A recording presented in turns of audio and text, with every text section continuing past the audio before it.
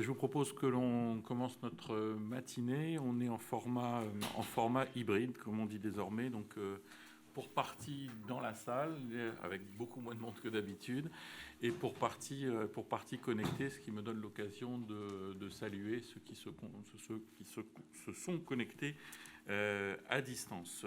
Avant de remercier nos différents intervenants, un mot pour vous dire que notre programme a été un petit peu bousculé par l'actualité, en particulier par une réunion qui est organisée ce matin à Matignon et qui, du coup, nous prive de la présence d'Olivier Véran, que l'on aurait évidemment aimé avoir parmi nous pour discuter des résultats de l'Observatoire Santé, qui concernent évidemment des sujets dont il est responsable et qui sont des sujets très mouvants ces derniers temps, évidemment. Alors, quelques mots d'abord pour présenter ceux qui sont à la tribune et qui nous rejoindront dans quelques instants.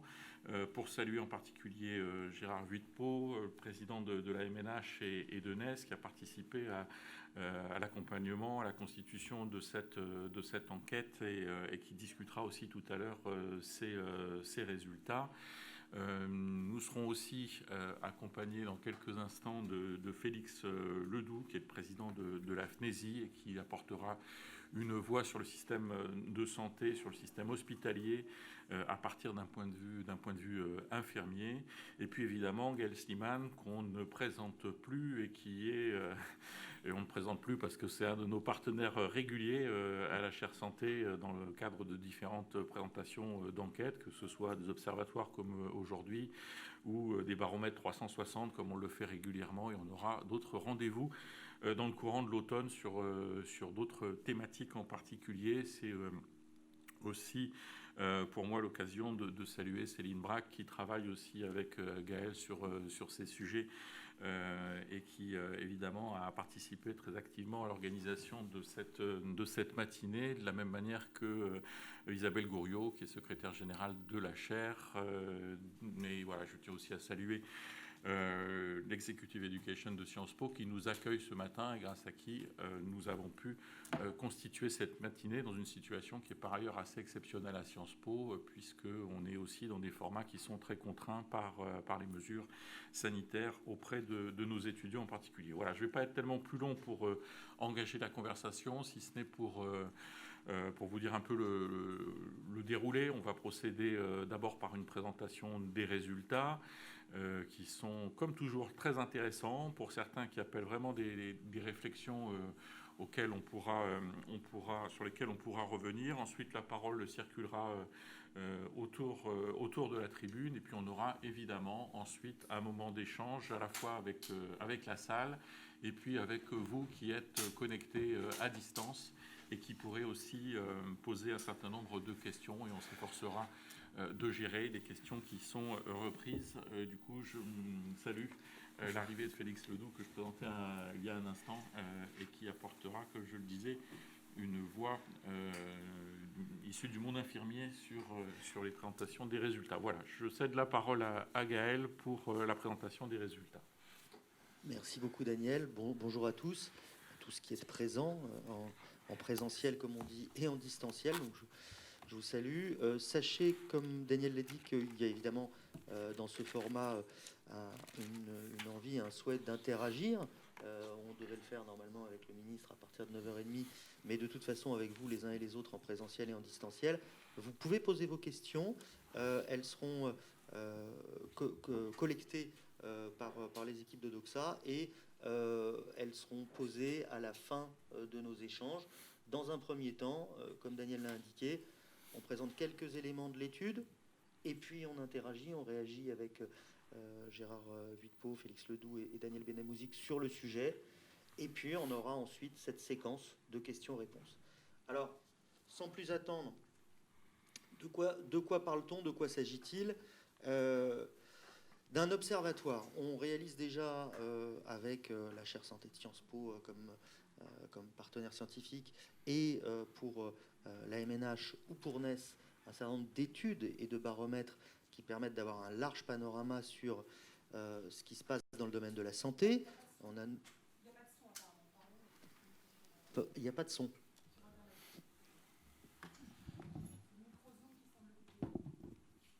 Alors, ouais, bien vu. Non, merci pour cette précision. Là, voilà.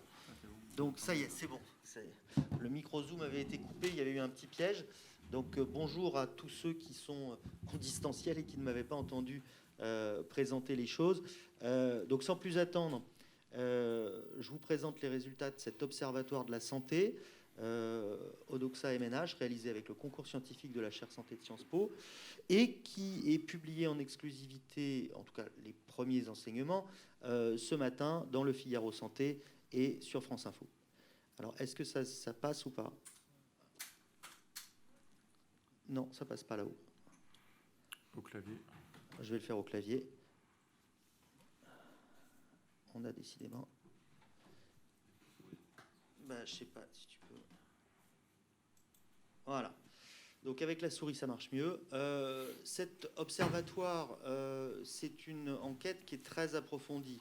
Elle est exceptionnelle par son dimensionnement, puisqu'on a souhaité fonctionner à 360 degrés en interrogeant l'ensemble des professions de santé, des personnels hospitaliers et un très large échantillon de la population générale. En tout, 6000 personnes ont été interrogées, pratiquement 4000 du côté des personnes issues du personnel hospitalier et un peu plus de 2000 Français à la fin du mois de septembre dernier, dans le contexte évidemment si particulier que vous connaissez.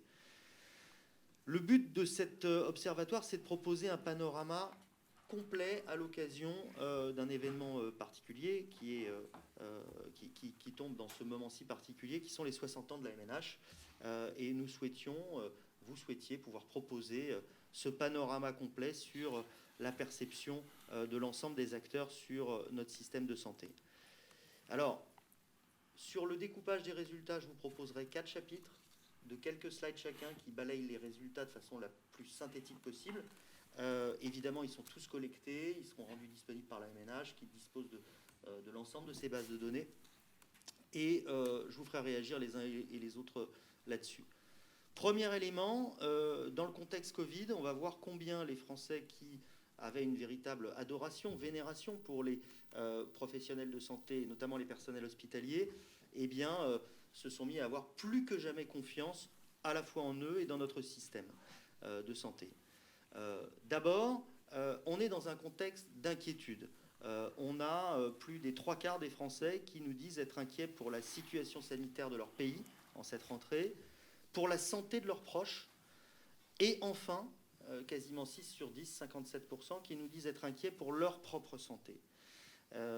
Ces chiffres, on avait déjà posé un certain nombre de questions dans le cadre de notre carnet de santé avec la MNH au printemps dernier, sont quasiment au niveau de ceux que nous observions au moment du confinement, à peine en dessous. Et ça, c'est pour la population générale.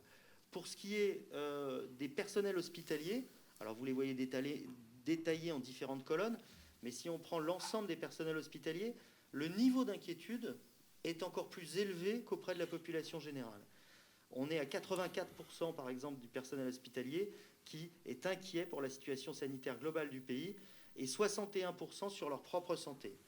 J'ajoute que dans cette étude très complète, on a pu interroger aussi pour la première fois les ultramarins et chez eux, le niveau d'inquiétude est encore plus élevé, on est à 61%.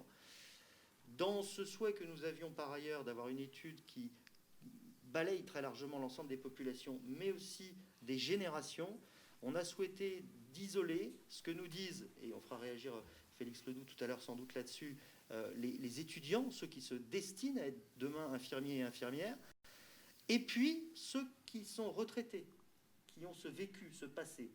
Et on verra, à l'aide de ces benchmarks, de ces comparaisons, combien tout cela est à la fois intéressant et plutôt inquiétant.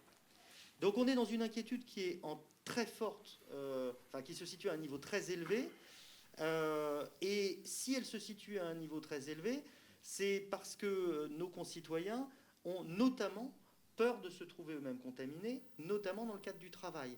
On a, par exemple, 59% des Français qui nous disent avoir peur d'être contaminés dans le cadre de leur travail, et à chaque fois, de nouveau, nous sommes sur des niveaux d'angoisse beaucoup plus élevés auprès du personnel hospitalier, 67% par exemple chez les infirmières ou 74% chez les aides-soignants. Dans ce contexte d'angoisse, il y a un saint auquel on se voue, c'est la santé et les acteurs de notre système de santé.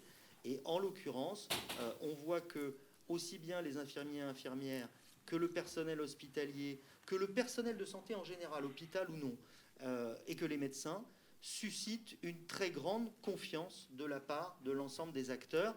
On est à plus de 90% de confiance pour chacun de ces acteurs de la santé. Et le niveau observé auprès du grand public est le même que celui que l'on observe en interrogeant les premiers concernés, c'est-à-dire les personnels hospitaliers. Alors c'est dommage que notre ministre de la Santé ne soit pas là, parce que, bon, il doit le savoir, mais le seul acteur parmi ceux qu'on a testés qui est concerné par ce sujet, à qui on ne fasse pas confiance, c'est le ministère de la Santé. Alors, soyons positifs tout de même. Nous aurions pu lui dire qu'il y a une progression par rapport à l'époque, à la dernière fois où nous avions mesuré cela au pire moment, au moment du confinement. On avait à cette époque 10 points de moins de confiance dans le ministère de la Santé. Donc il y a une amélioration, mais ça reste le seul acteur qui suscite de la défiance, alors que tous les autres suscitent une confiance. On dirait des scores de Saddam Hussein dans les années 80 à ses élections et réélections.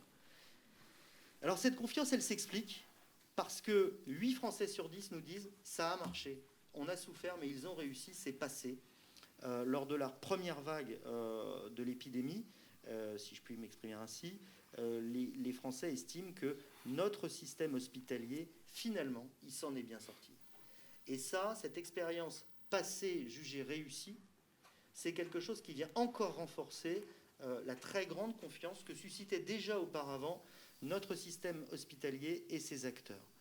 Alors, voilà pour ce premier chapitre qui plante le décor, qui montre la situation à la fois d'angoisse face au Covid et de grande confiance à l'égard des principaux acteurs, ministère de la Santé exclu.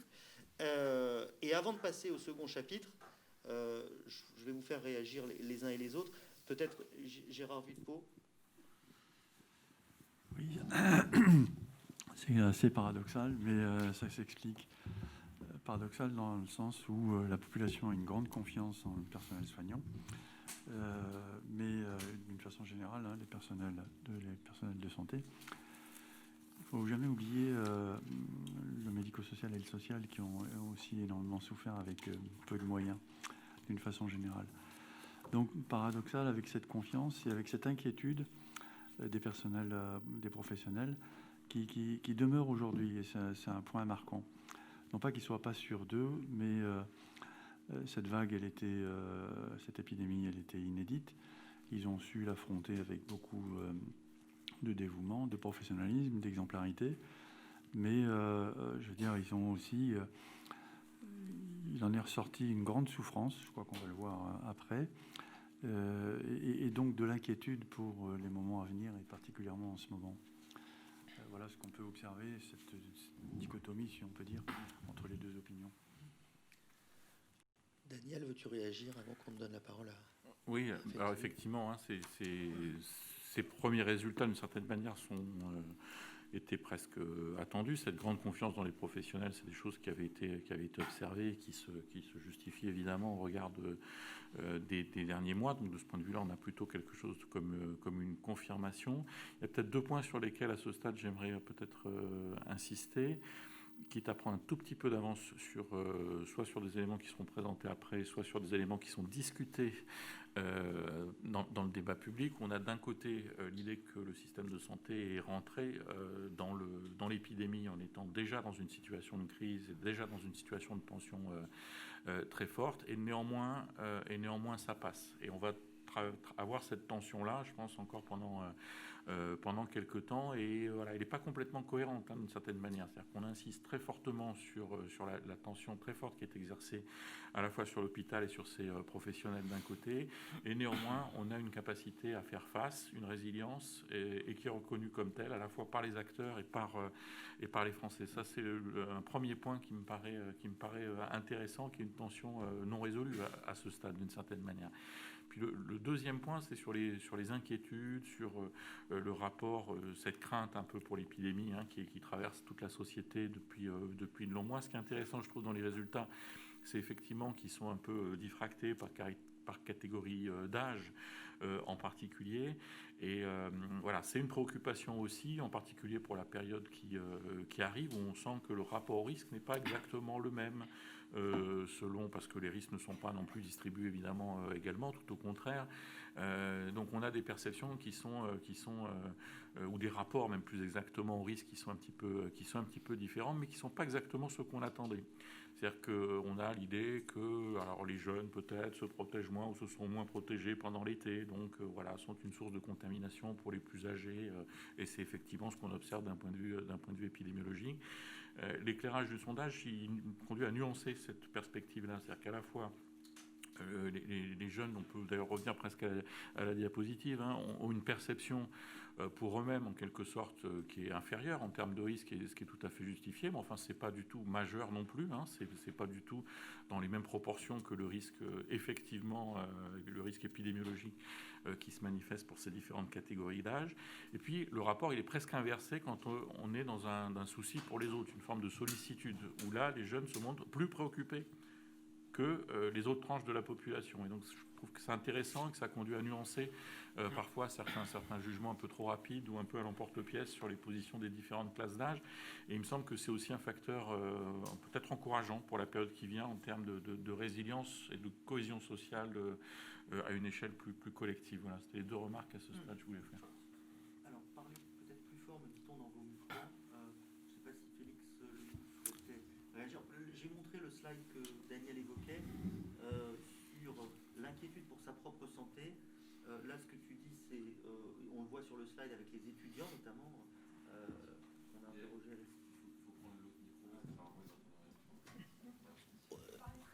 Non, mais là, j'avais pas de micro, donc c'est.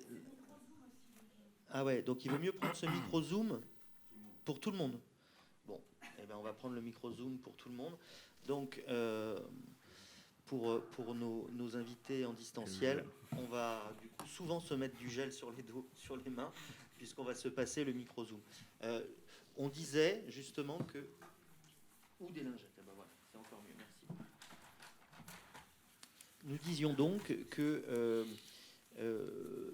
Daniel évoquait il y a un instant le fait que chez les jeunes, il y avait une inquiétude qui était non négligeable finalement pour sa propre santé, mais surtout qui était très forte pour les autres, et notamment pour la santé de leurs proches. C'est ce qu'on voit en voyant ce que nous répondent les étudiants dans le sondage, qu'on a interrogé avec la FNESI, et donc Félix Ledoux va réagir là-dessus, cette sollicitude d'une certaine manière à l'égard des autres. Et c'est ce qu'on voit aussi dans les résultats auprès de l'ensemble des Français. En interrogeant 2000 personnes, on a pu observer des résultats très fins en termes de granulométrie, notamment sur les tranches d'âge, où logiquement l'inquiétude des plus jeunes dans l'échantillon est bien moins grande que celle de leurs aînés, s'agissant de leur propre santé. Mais d'abord, elle n'est pas si négligeable, et puis tu as raison Daniel, elle se reporte sur celle de ses proches. On n'a pas envie de contaminer ses parents et grands-parents. Alors, je vais vous passer le micro, comme ceci, et avec une lingette. Ça va être compliqué, hein. Prenez la lingette. Voilà.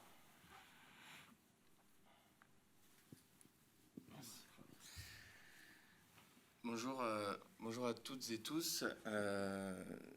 Merci à la Ménage du coup de m'avoir invité. Je suis Félix Ledoux, du coup ancien président de la FNESI, donc la Fédération nationale des étudiants en soins infirmiers. Et donc je vais réagir rapidement à ces chiffres qui sont présentés ce matin. C'est vrai que ce qui est intéressant de remarquer, c'est que finalement aujourd'hui on est sur des étudiants qui apparaissent comme les plus inquiets dans la population française, parce qu'effectivement je pense que les étudiants en santé notamment ont vécu cette crise de plein fouet et sont intervenus et ont eu finalement un rôle très important dans cette crise sanitaire, notamment dans la première vague, et ont déjà aussi aujourd'hui une importance maximale aussi dans le cadre de cette deuxième vague, si on peut parler comme ça, comme vous l'avez énoncé ce matin. Parce que c'est vrai qu'aujourd'hui, on commence déjà à avoir des étudiants qui sont déjà réaffectés dans les services pour aller venir en aide aux services en tension. Peut-être pour essayer d'expliquer rapidement cette inquiétude, c'est vrai que ce qu'on remarque aujourd'hui, c'est déjà un manque d'information et pas mal de désinformation, notamment aussi auprès des jeunes. On voit qu'il y a des informations différentes qui sont données dans les universités, dans les instituts. C'est parfois pas clair entre les territoires, parfois pas clair entre les différents acteurs de la formation. Et donc finalement, on se retrouve avec des étudiants qui ne savent plus quoi penser. Et je pense que ça vient renforcer finalement cette inquiétude qui apparaît dans ce sondage. Et comme ça a été dit aussi, une forte inquiétude de transmettre enfin en tout cas que leurs proches contractent la Covid. Je pense que ça, c'est aussi lié au fait que ces étudiants soient directement exposés à ce virus et qu'ils aient peur par un manque d'accompagnement, par manque de matériel dans les services pour certains, de venir transmettre la Covid à leurs proches lorsqu'ils rentrent à la maison le soir après leur stage.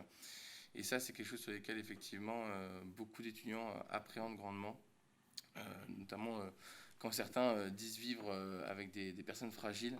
Effectivement, ils ont peur de ce sentiment de culpabilité d'avoir transmis ce virus à leurs proches. Donc voilà ce que je voulais dire peut-être en mot d'introduction ce matin. À savoir que ce que je remarque quand même, et ce qui est assez fort et intéressant, c'est qu'il me semble que les infirmiers est la profession envers laquelle on a le plus confiance, il me semble, dans les chiffres qui ressortent. Et c'est vrai que ça montre directement que la population française, alors déjà, a confiance en cette profession. Ça montre aussi que les compétences de cette profession aussi ont sûrement été mises en lumière par cette crise sanitaire. Et que finalement, ça montre à quel point, peut-être aujourd'hui, il y a un besoin d'investir dans les compétences de cette profession en plein essor.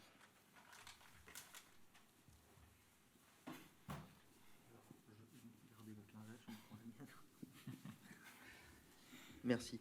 Effectivement, je montrais le slide à l'écran au moment où vous l'évoquiez, Félix Ledoux. On a des niveaux de confiance sur les infirmiers et infirmières qui sont absolument incroyables. Hein. On est à... Pardon ? Un plébiscite. On est à 96% auprès des Français. Et quand on... Alors, toutes les professions de santé suscitant un très haut niveau de confiance, on peut s'amuser à regarder les échelles. Et comme on est sur une échelle, on a les très confiants qui atteignent des niveaux bien plus élevés pour les infirmiers et infirmières que pour l'ensemble des professions de santé qui toutes, de toute façon, sont louées.